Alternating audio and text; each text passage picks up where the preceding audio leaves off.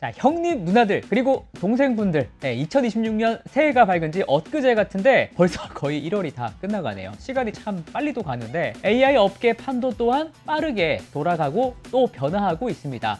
예전에는 누가 코딩을 잘 짜냐, 또 누가 모델 성능이 더 좋냐, 뭐 이런 싸움이었잖아요. 근데 이게 점차 옛말이 되고 있습니다. 지금은요, 전기, 그리고 물리적 공간을 누가 먹었냐의 싸움으로 변모를 했습니다. 그리고 인간이 코딩하는 시대는 끝났다라는 말은 이미 현실이 되었고요. 오늘은 현재 기준으로 오픈 AI, 엔트로피, 그리고 구글의 진짜 속사정과 달라진 게임의 법칙을 아주 탈탈 털어드릴게요. 다들 안전벨트 꽉 매세요. 오픈 AI 매출이 작년 연말 기준으로 12개월로 환산한다고 하면 200억 달러를 찍었다고 하거든요. 한화로는 뭐 20몇 조, 28조? 거의 30조 원이 되네요. 와, 대박이다 싶으시죠? 근데 이게 속을 들여다보면 또 이야기가 조금 다르긴 합니다.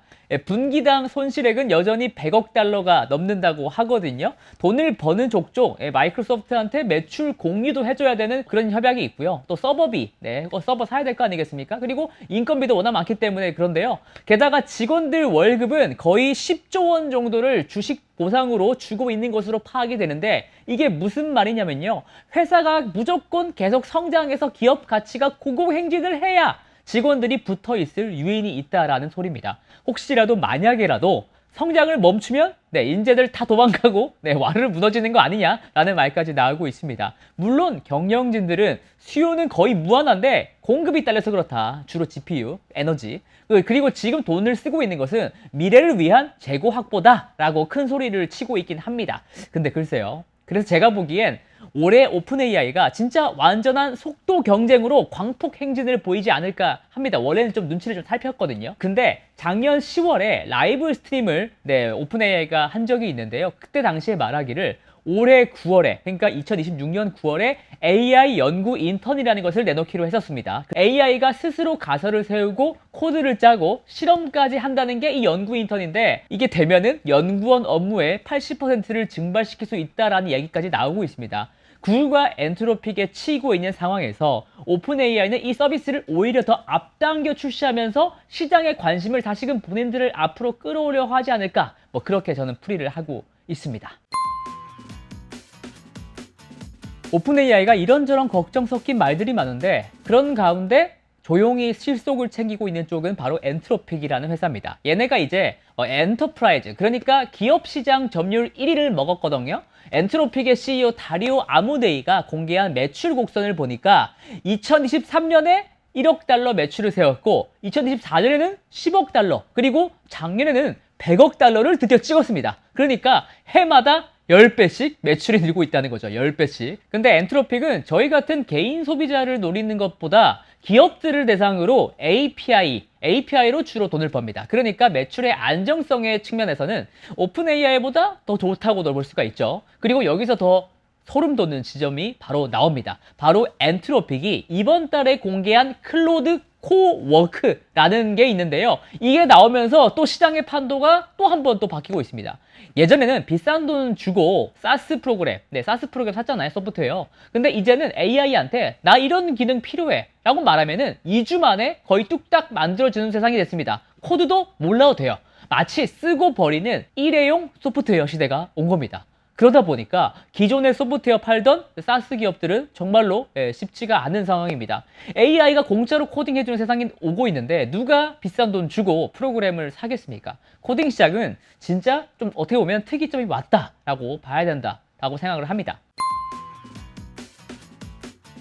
자, 마지막으로 구글 얘기 좀 해볼까요? 구글이 그야말로 제왕적인 모습을 보이고 있습니다. 왜냐고요? 싸움의 본질이 에너지, 즉 전력인 상황에서 구글이 인터섹트 파워라는 회사를 인수를 했거든요. 근데 이게 또 제가 볼 때는 시장에서 저평가하고 있는 신의 한 수라 생각합니다. 미국에서 데이터 센터를 짓는다 해도 전력망에다가 연결해야 될 거 아니겠습니까? 근데 이 연결하려고 하면 또 대기가 있어요. 이 대기열이 5년에서 7년까지 걸린다고 하거든요. 근데 구글이 이 회사를 사게 되면서 그 대기줄을 통째로 건너뛰게 됐습니다. 이미 갖고 있는 자산을 인수를 한 거니까요. 남들이 발 동동 구를 때 구글은 2028년까지 10기가와트, 10기가와트급의 전력을 확보하게 된 것이고요. 이게 바로 물리적인 격차라고 할 수가 있겠습니다. 코드는 밤새서 짜면 되고, 요새는 AI가 심지어 스스로 해준다고 하지만 발전소 짓고 전선 깔고 칩 만들고 이런 물리적인 시간이 필요하잖아요. 구글은 자체 칩, 그러니까 TPU, 그리고 데이터 센터, 그리고 전력망까지 다 가진 그야말로 풀스택 건물주가 된 겁니다. 오죽하면 애플이 자존심을 접고 구글이랑 최근에 손을 잡았겠습니까? 애플의 차세대 AI 서비스도 결국 구글 클라우드와 구글의 제미나이 기반으로 돌아간다는 건데, 사실상 애플 기기들이 구글 인프라의 놀이터가 되고 있습니다. 이러한 대량 유저 확보는 곧 AI의 개인화 데이터가 되면서 구글의 해자는 더욱더 높은 벽을 쌓아가고 있네요.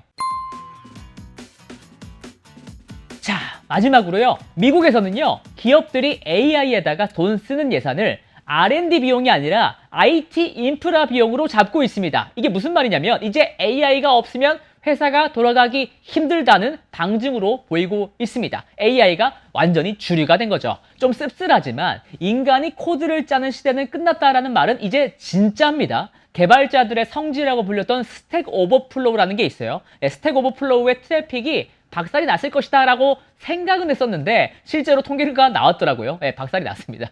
이제 개발자들은 구글링을 안 합니다. AI한테 시키고 검수만 시키는 거죠. 코딩은 이제 작성하는 게 아니라 생성하고 지휘하는 영역이 됐습니다. 그리고 기업 시장에서는요, 이제 진짜 에이전트, 트루 에이전트가 뜨고 있습니다. 예전에는 AI가 코딩은 내가 해줄게요. 책임은 인간이 너가 지세요. 이 수준이었다면 이제는요, 오늘 매출 회계 처리 끝내고 이상징후만 나한테 밤에 보고해 라고 제가 시키면 알아서 AI가 다 하는 수준이 되고 있습니다. 이런 측면에서 저는요, 작년이 에이전트의 해였다면 올해는 에이전츠의 해라고 생각합니다. S가 붙어요. 즉 여러 개의 에이전트들이 모여서 사용자의 지시에 서로 스스로 토론도 하고 검증도 해서 결국 인간의 개입 없이 과업을 지네들이 알아서 뚝딱 완성하는 그런 워크플로우가 올해 만들어질 것 같고요. 작년에는 코딩 영역에서만 이런 에이전트가 부각이 됐다면 올해는 저를 포함해서 컴퓨터로 일하는 사람들 거의 모두가 이것들의 위력을 실감하는 해가 될 것이다 라고 저는 믿어 의심치 않습니다. AI로 인한 고용 문제는 그래서 올해 극심하게 될 가능성이 크기도 하고요. 코드는 공짜가 되고 전기가 돈이 되는 세상, 소프트웨어를 사지 않고 만들어 쓰고 버려버리는 세상, 이 거대한 변화 속에서 각자의 생존 전략이 정말 궁금해지는 요즘입니다. 해가 바뀔수록 고민은 깊어지고 있는데, 그리고 답은 점점 더 모르겠는데 여러분들은 요즘 어떠신가요?